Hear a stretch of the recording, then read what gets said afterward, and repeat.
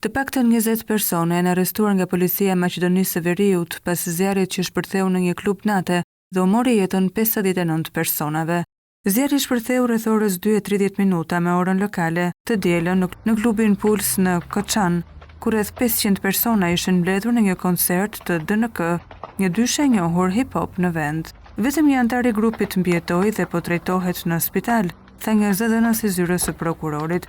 Në koncert u plagosën gjithsej 155 persona. Drejtori i spitalit të Koçanit tha se stafi fillimisht kishte vështirësi në identifikimin e pacientëve për shkak të mungesës së letërnjoftimeve. 18 pacientë u vlerësuan si në gjendje kritike. Sipas autoriteteve, urdhrat e ndalimit janë lëshuar për 20 të dyshuar, që besohet se janë përgjegjës për zjarrin, duke e përfshirë punonjës nga ministrit që kanë dhënë këtë leje. Mes të dyshuarve janë edhe djali i pronarit të klubit, drejtori i shoqërisë administruese dhe pjesëtar të sigurimit të lokalit. Ministri i Brendshëm Toskovski e tha se vendi i ngjarjes nuk ishte një leje të lishme operimi, ndërsa policia po heton se rishfeti dhe korrupsioni janë të lidhura me zjarrin.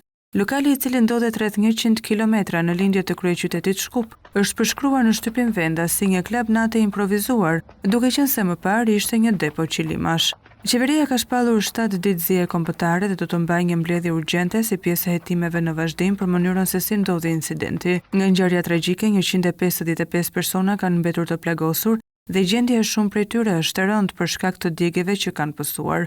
Një pjesë e tyre po marrin trajtim mjekësor në Koçan dhe Shkup, ndërsa të tjerë janë dërguar në Bullgari, Greqi dhe Turqi për trajtime të specializuar. Në listën e viktimave është edhe 25 vjeçari Andrej Lazarov, i cili ishte futbollist i skuadrës së Shkupit. Si një hero, Lazarov humbi jetën duke u përpjekur të ndihmonte të tjerët të shpëtonin flakëve. Gjatë aktit të tij heroik, ai u helmua nga tymi. Ne do ta kujtojmë përgjithmonë heroizmin dhe humanizmin e tij në këto momente të fundit, tha ekipi i 25 vjeçarit në një deklaratë. Lazarov, i cili kishte luajtur për kombëtaren e të rinjve të Maqedonisë së Veriut, luajti në Kroaci deri në vitin e kaluar para se të kthehej në vendin e tij për këtë sezon.